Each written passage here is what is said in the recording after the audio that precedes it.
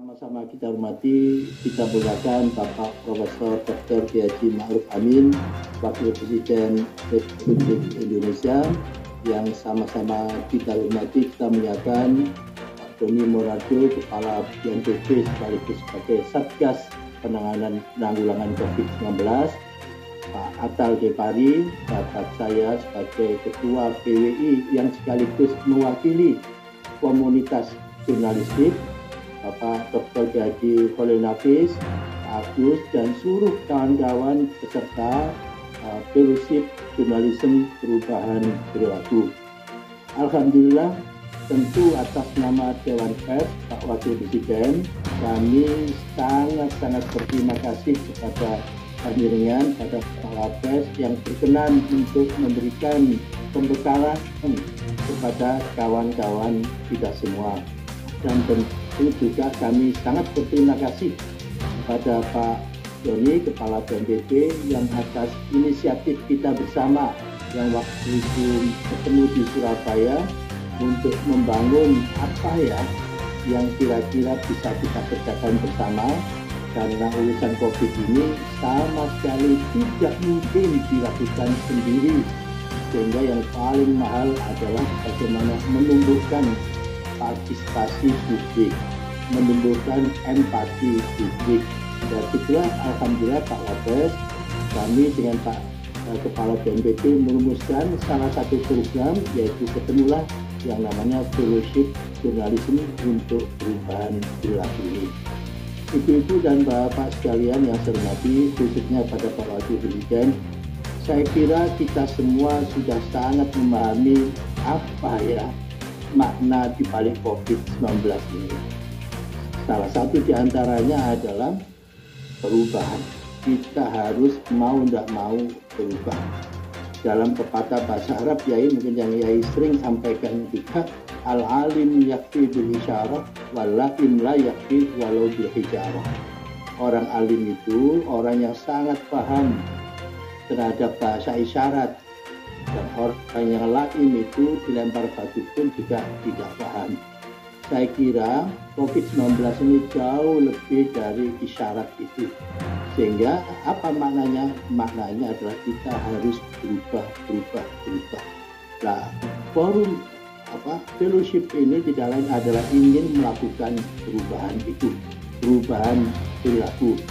Seperti yang disampaikan oleh beberapa tokoh, yaitu it is not the strongest arm that survive, Pak Charles Darwin, nor the most intelligent, bukanlah orang yang paling kuat yang bisa bertahan, bukan pula yang paling pintar yang bisa bertahan, yaitu the one most responsive to change, tetapi siapa yang mampu melakukan perubahan itu. Dalam konteks inilah kami sekali lagi menyampaikan rasa terima kasih setinggi-tingginya kami bisa bersama-sama untuk memberikan sedikit untuk melakukan perubahan itu. Perubahan tentang apa? Perubahan tentang yang pertama harus patuh tanpa reserve terhadap protokol kesehatan. Yang kedua harus terus kita tingkatkan kualitas kesehatan kita, imunitas kita. Yang ketiga harus terus-menerus kita kuatkan, tingkatkan doa kita kepada Allah SWT, Tuhan Yang Maha Esa. Dan yang keempat, perilaku untuk terus-menerus memperkuat, saling memberi, saling berbagi. Dari situlah maka salah satu makna dari COVID-19 ini adalah kita harus melakukan transformasi dari saya menjadi kami. Saya mengapresiasi dan menilai positif langkah kolaboratif yang diinisiasi Dewan Pers dan Satuan Tugas Penanganan COVID-19. Insan pers memiliki peran sentral sebagai salah satu kunci sukses penanganan pandemi yang secara sungguh-sungguh diupayakan pemerintah bersama-sama dengan masyarakat, akademisi, dan dunia usaha.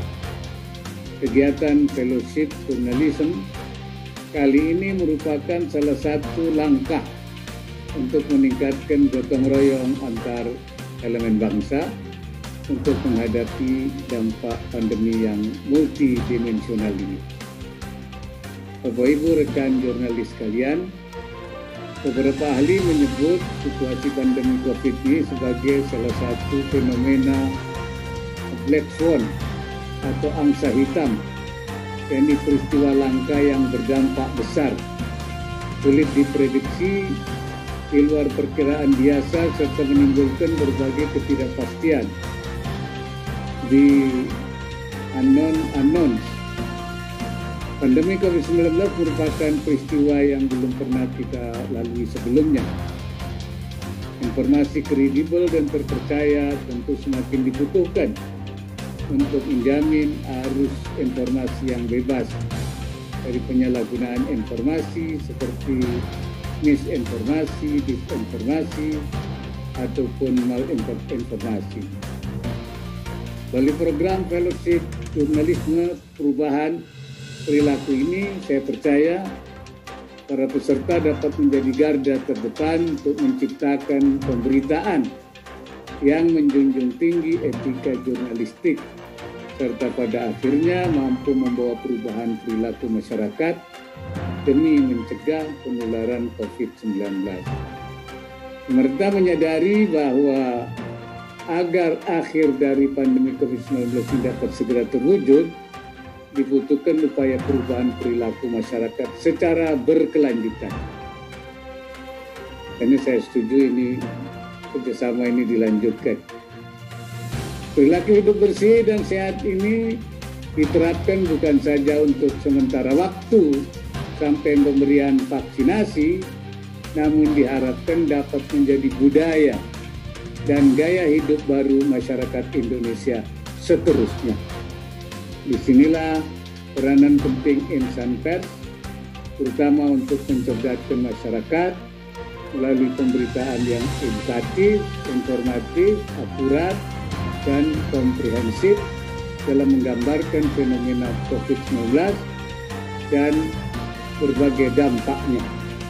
Dengan demikian, masyarakat dapat semakin memahami cara-cara melindungi diri, keluarga, dan lingkungannya secara tepat. Di samping pemberitaan terkait perubahan perilaku, insan pers juga merupakan garda terdepan dalam menginformasikan program vaksinasi kepada masyarakat secara luas.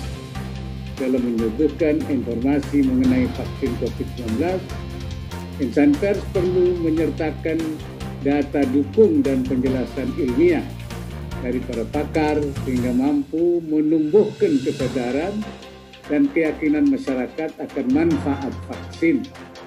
Secara khusus, saya juga ingin meminta dukungan para insan pers untuk turut mendukung kelancaran diseminasi informasi vaksin yang telah kita nantikan bersama dengan terus menyemarakan semangat tagar vaksinasi untuk negeri. Tagar vaksinasi untuk negeri melalui pemberitaan-pemberitaan yang sesuai. Bapak Ibu jurnalis, rekan jurnalis sekalian, pada bulan November 2020, Kementerian Komunikasi dan Informatika merilis hasil survei literasi digital dengan responden dan yang mewakili 34 provinsi. Survei tersebut menunjukkan bahwa media sosial menjadi sarana utama bagi masyarakat dalam mengakses berita dan informasi. Disusul oleh televisi, situs berita online, situs resmi pemerintah, media cetak, dan radio. Sebagian kecil masyarakat bahkan tidak mengakses informasi sama sekali.